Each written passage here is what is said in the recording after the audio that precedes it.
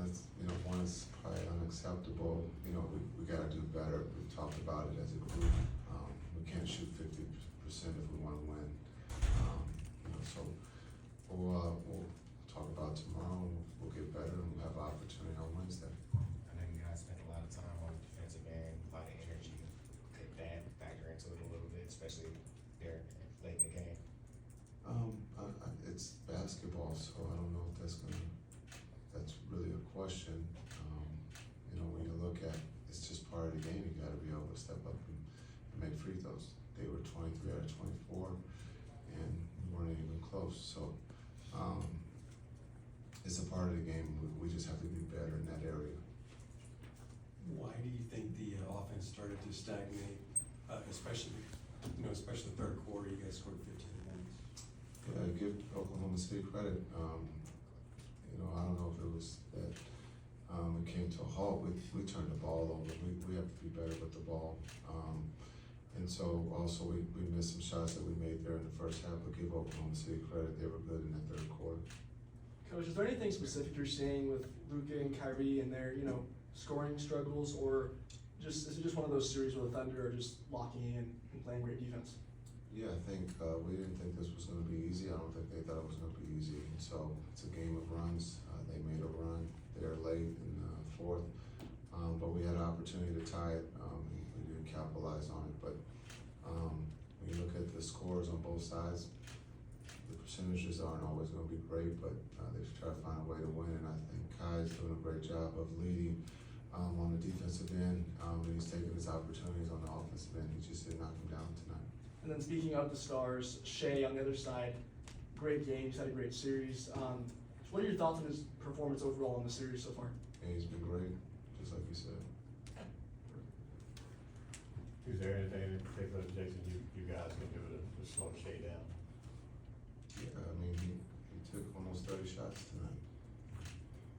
He has the ball 90% of the time. Just gotta make it tough. He's one of the top players in the world. You gotta just contest. We gotta be better. But I thought, again, the guys did a good job. He's one of the best players in the world, and tonight he got to his sweet spot. So we just gotta go back and look at that and make sure that we can try to slow him down a little bit. We sent different, guys at him, try to wear him down. But tonight, he made big shots. Jason, what have you thought about how the bigs have attacked some of Oklahoma City's smaller defenders, or even if Chet is down there in the post? Yeah, I think, our bigs could be better. And tonight we weren't very good, but, if we get another opportunity on Wednesday to be able to attack. Jason, I'm curious, with the free throw shooting, that's something, at least for Luka, has been a little bit of a concern throughout his career. Is that something that you change practice allocation time for? Is that something that has to be done individually? Is there a way that you can go about, hey, we need to fix this problem and here's how? You're asking me to fix the free throw shooting? I'm asking you if there's a What's way, your question? if there is a strategy to do that. And these are pros. They're not machines. They practice their free throws. They practice putting on their uniform. And so it's just about being able to step up. You're gonna make some, you're gonna miss some. No one's ever, shot 100% from the free throw line. So it's just a matter of being able to simulate late game. We practice them during practice. They practice them when they shoot individually. Some guys in this league shoot a high percentage. Some guys shoot in the 70s. Some guys shoot in the 50s.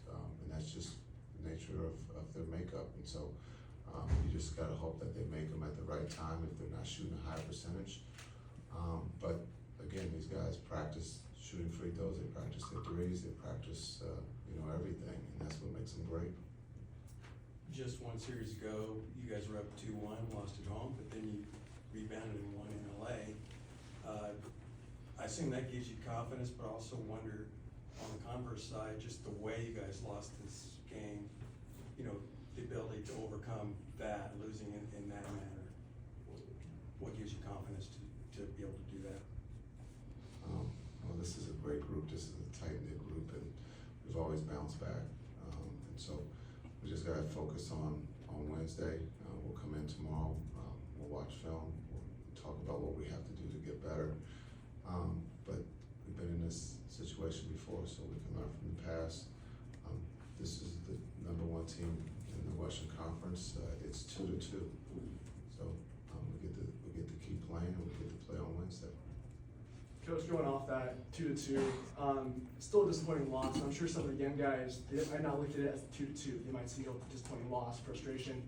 What is your message to those young guys when they're getting frustrated after just one loss like this? The same message after game one. We were disappointed.